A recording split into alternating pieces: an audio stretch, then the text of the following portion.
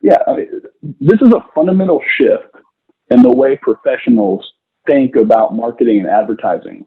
I want to point out that on the flywheel, there are three words you won't see that you see on the traditional funnel: capture, nurture, and convert, right? Because the engaging and the delight inherently fulfills those needs of nurturing and converting.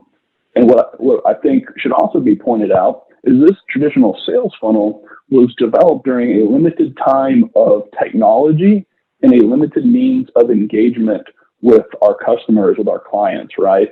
Because we are so interconnected, not just in this country, but globally, you your sphere can be so much larger and your technology can engage and delight with so many more, right? So it's this idea that technology can empower the way you engage and delight people that allows you to service a greater number of customers rather than this funnel that inherently had to get smaller because the bandwidth of the individual was only so large and it was actually restricted by the technology of the day, right? So this is a fundamental shift that everyone should understand before taking the next step. So this is great. This is great stuff already.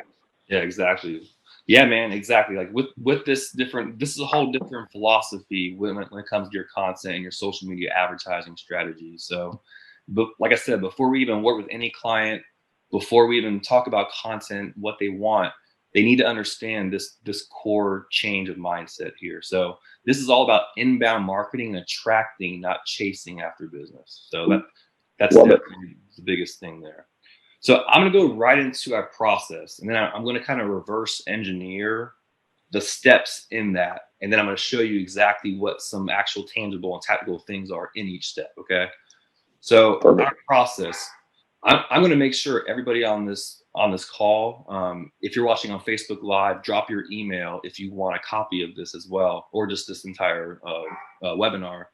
But this is going to be a downloadable social media advertising outline that you guys can actually use and replicate and actually put into your own ideas, your own blogs. You can pour into this document on a quarterly basis and reuse over and over again. Okay.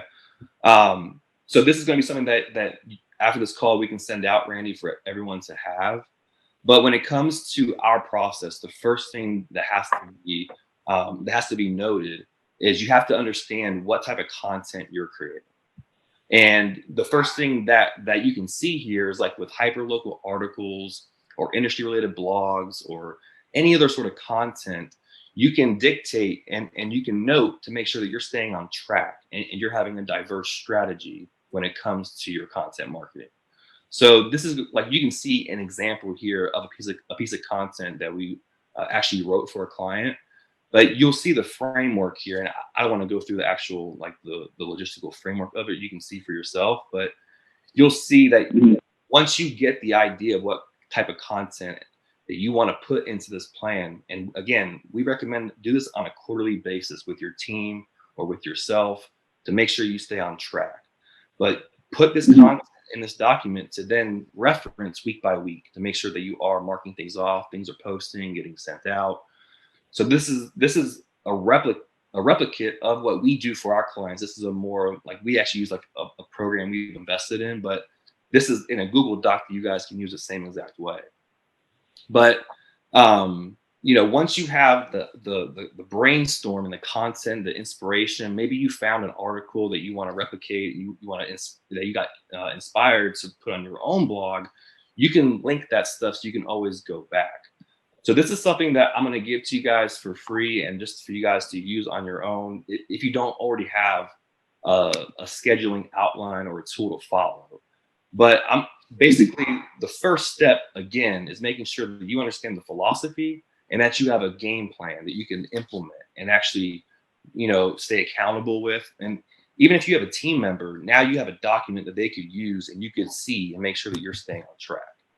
So those are the first core steps, is making sure the philosophy and making sure you have a plan and a framework in mind.